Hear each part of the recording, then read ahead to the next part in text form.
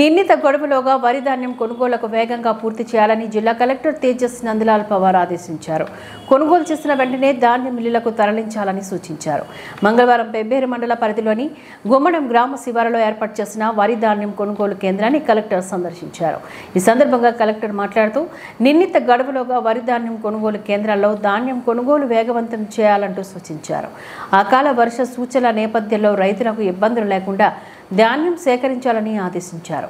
Tarpaulins అందుబాటులో ఉంచాలని సూచించారు. గన్ని బ్యాగులు, లారీల కొరత లేకుండా చూడాలని హితవు పలికారు. రైతులు కేంద్రాలకు రైతులు తెచ్చిన ప్రతి ధాన్యపు గింజను కొనుగోలు చేయాలని పిలుపునిచ్చారు.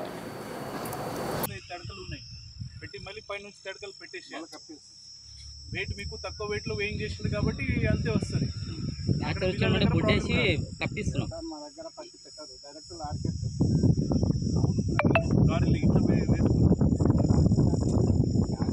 బ్యాగ్స్ అయితే నింపాలి కదా.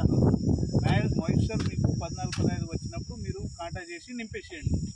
సో తర్వాత మాయిశ్చర్ ఎక్కువ పట్టినా తక్కువ పట్టినా మీకు లెక్కలు అయితే అంతే ఉంటుంది కదా. మిల్లర్ దగ్గర పోయి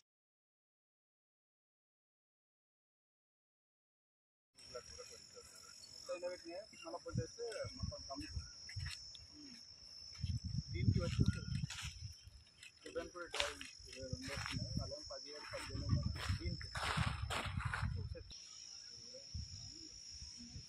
వాన పడకముందుకే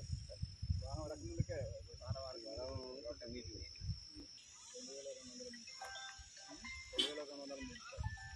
చెట్లు తీసుకున్నారు.